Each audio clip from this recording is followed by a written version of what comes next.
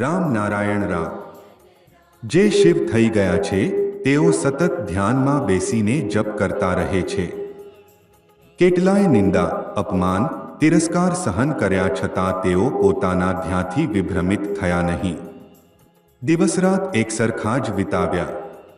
જે આજે દેખાઈ રહ્યું છે ત્યાં સુધી પહોંચવામાં ઘણો સમય લાગ્યો છે, કારણ કે આ એક અતિ કઠિન અવસ્થા છે.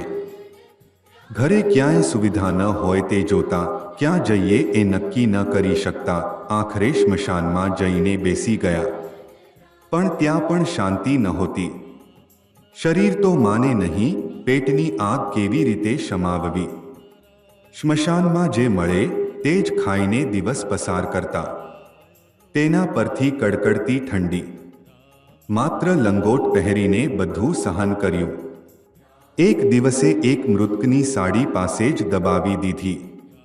યાદ આવ્યું કે પત્નીને આપવી છે. હવે તેમને પાગલ નહીં કહીએ તો બીજું શું કહીએ? ઘરે જઈને જોયું તો પત્નીએ દરવાજો બંધ કર્યો હતો. તેણી સમજાઈ ગઈ હતી કે સાડી મૃતકની છે.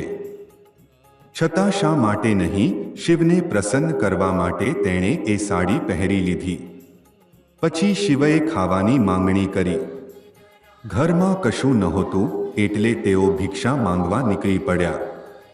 ઘરમાંથી નીકળતાની સાથે પત્નીએ ઘરમાંનું ખાવાનું કાઢીને ફેંકી દીધું. કારણ કે તેઓ મૃતકના વસ્ત્ર પહેરીને આવ્યા હતા, તેથી ખોરાક અપવિત્ર ગણાયો. એ જ ભોજન શિવને ખવડાવ્યું. શિવ તો પ્રસન્ન થઈ ગયા. વાહ, કેટલું સ્વાદિષ્ટ ખાવાનું છે! તેઓ ઊંડા ધ્યાનમાં ચાલ્યા ગયા, એથી આવી હાલત થઈ હતી. શિવે પોતાના હાથથી પર્વતના ખૂણામાં લખ્યું. 8 પાનાઓ સુધી લખ્યું છે. પત્ની બોલી, થોડું ખાવાનું બનાવો. તેઓ તૈયાર થઈ ગયા અને તીર્થ સ્થાને જઈને બેસી ગયા. સર્વે પંક્તિમાં બેઠા હતા. થોડું આપો.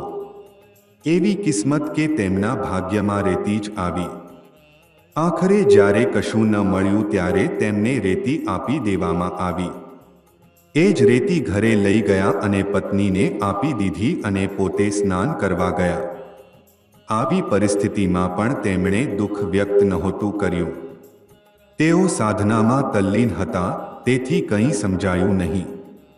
સાધારણ જપ કરતા કરતા ઊંડાણમાં વિલીન થઈ જાય છે. આ સંસારને સ્મશાન કહેવાય છે. તમે કહો છો કે અમે છીએ, પણ સાચું માનશો તો અહીં કોઈ પણ નથી. અમે છીએ આ ભૂલી જાઓ. અમે એ ફક્ત એક બોધ છે. અમે મંત્રનો જપ કરતા કરતા અસ્તિત્વના અભાવ શૂન્યતાની સ્થિતિ તરફ જઈ રહ્યા છીએ.